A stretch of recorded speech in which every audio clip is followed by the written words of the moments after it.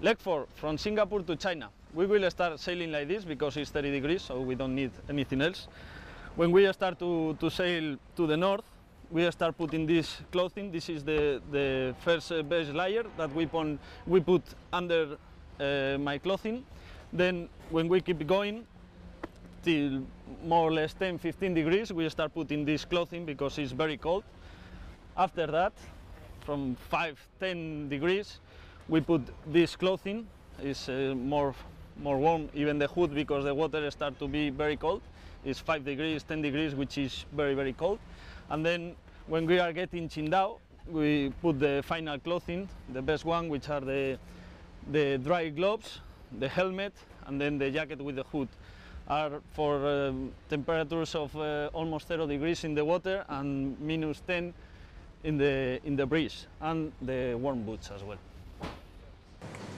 Alrighty, go.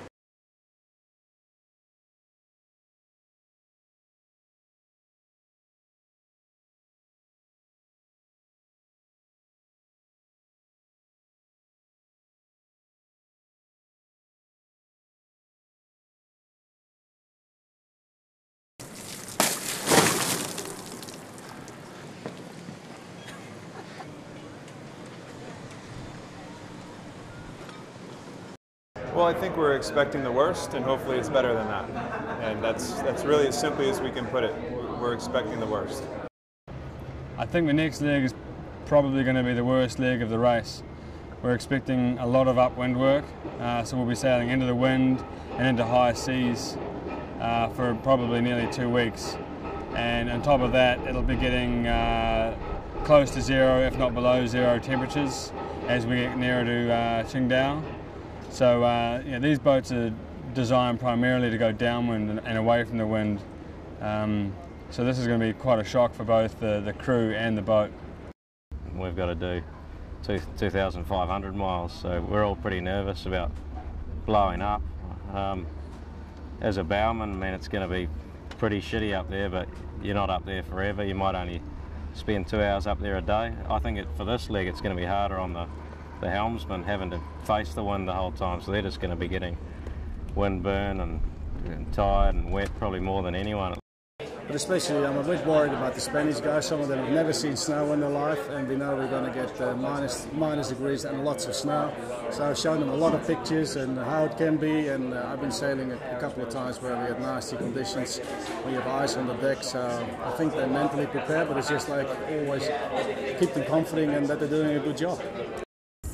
As I say, some of the teams have got their own doctors and they will automatically go back because they're used to working with that team. But we have a structure where they can email through to headquarters or phone if they have something that they want some sort of question responded to. That'll then come through to myself and I will either deal with it or through to a team of doctors. And it's also very important they look out for one another, because you can start to deteriorate and actually not realise it. If you think of the climbers, they have exactly the same thing. It's those people around them that will see the changes in their state and their ability to think, function, and also to move around the boat. When you're cold, these things, can all slow down. On each boat, you'll have at least 2 crew members we call trained medics, which means they've had to undertake some medical training, and there's a minimum standard of skills that they're expected to be able to do, which includes things like suturing, plastering. So that's the basic on each boat. And to support the medics, what we have a setup within Volvo. So in case of an emergency situation, they can actually just pick up the phone and they'll dial and go straight through to Derriford Hospital, which is in the UK. At that stage, they can immediately talk to a senior doctor on the shop floor in the accident and emergency department, and they will be able to talk through any incident and help them step by step with any particular emergency situation. I've only just seen these today. Yeah, well, this is one of the larger EPIRB beacons that you should carry with you in these, in case you go over the side. If I can get it out.